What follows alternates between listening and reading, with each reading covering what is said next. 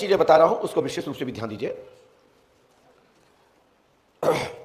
जो पुष्पावती है, इन पुष्पावती गंगा में स्नान करना चाहिए और पुष्पावती गंगा में स्नान करने के पश्चात वहां से जल लेना चाहिए और जल लेकर सूर्यवाला शिववाला का अभिषेक करें।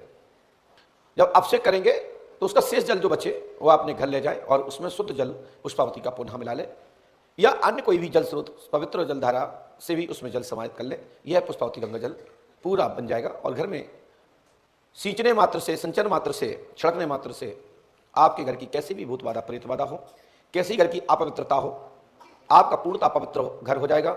आपके घर की दिशाएं सुधर जाएंगी, घर की किसी प्रकार की निगेटिविटी होगी तत्काल खत्म हो जाएगी। ऐसा पुष्पावती गंगा के जल में ताकत है। मन और श्रद्धा भक्ति के आधार पर संपूर्ण प्रेत बाधा पुष्पावती के जल छिड़कने मात्र से पलायन कर जाती है। ऐसा जनश्रुति नहीं प्रमाण है। हजारों हजार लाखों लोगों ने इसका उपयोग किया है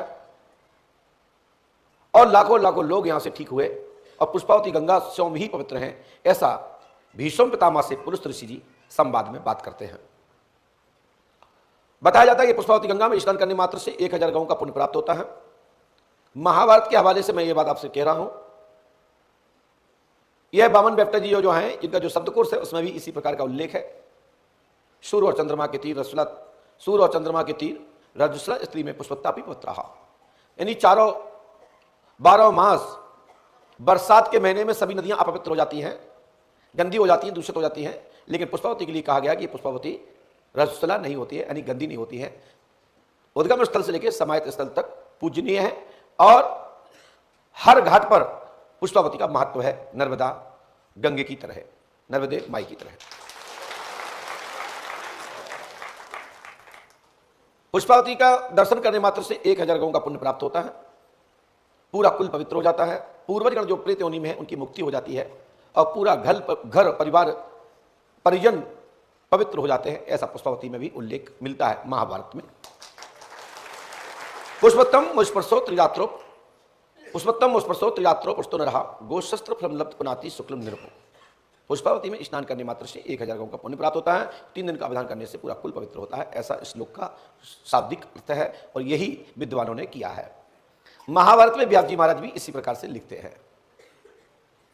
साथ ही आप लोगों को यह भी बता दें कि नीम का जो वृक्ष है, नीम के वृक्ष को स्पर्श करने मात्र से कैसी भी दुष्ट से दुष्ट आत्मा हो, नीम का स्पर्श करने मात्र से आपकी संपूर्ण प्रेत बाधा का निवारण होता है। जहां आप लोग रक्षा सूत्र पुराना वाला चढ़ाते हैं वही नीम के वृक्ष की बात कर रहे हैं, जिस पर भगवान स्वयं श्री कृष्ण ने महाराज धर्मराज को दर्शन दिया था। ऐसा जनश्रुति और क्षेत्रीय मान्यता है। सूर्यवाला शिववाला जो मंदिर है ये पांडवों के पूर्व से ही स्थापित है। ये सतयुग और त्रेता के मध्यकालीन स्थल है, क्योंकि राजा मरुत ने यहां साधना की थी। राजा मरुत ने विसर्जन के विस्तार में विशाल महायज्ञ किया था। वही राजा मरुत जो कुछ समय पर्यंत योग बीत जाने के पश्चात मथुरा में कंस के पिता बने। उग्रसेन महाराज, अग्रसेन महाराज जो थे वही उग्रसेन जो है कंस के पिता बने। पूर्व में ये राजा मरुत थे।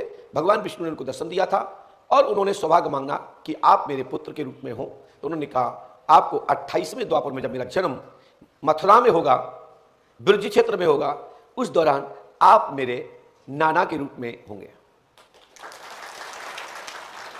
वही कंस ने अपने पिता को बंदी बना लिया, बंदी बना करके बंदी गृह में डाल दिया। वहीं पर श्री कृष्ण ने आकर के उनको मुक्त कराया। वही राजा मरुत की तपस्या स्थली पंडोकर धाम है और वही राजा मरुत आकर के मथुरा में कंस के पिता बनते हैं और श्री कृष्ण के नाना बनते हैं। वही श्री कृष्ण जब यहां पांडवों के साथ, पांडव लोग यहां अज्ञातवास में आए तो नीम पर दर्शन दिए और जब नीम पर दर्शन दिए तो राजा मरुत का जो स्थल है सूर्यवाला शिववाला, सूर्य शिववाला, और यही मंदिर के नजदीक पांडवों ने अपना डेरा डाला। पुष्पावती नदी किनारे यह ग्राम बसा हुआ है। इसको आज वर्तमान में पहुंच कहते हैं। और जब दर्शन दिया तो भगवान श्री कृष्ण ने आगे का भविष्य बता दिया।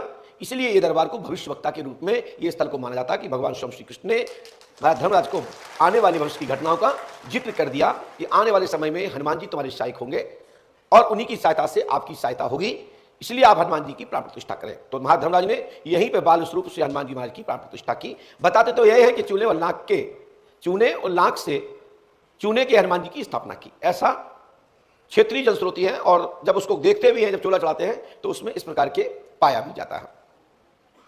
योग बीता, समय बीता, कलिकाल का प्रभाव आया, कलिकाल का प्रभाव आया तो पंडुगर धाम में चर्म रोग और कुष्ठ रोग के लिए यह नाम स्थान फेमस हुआ।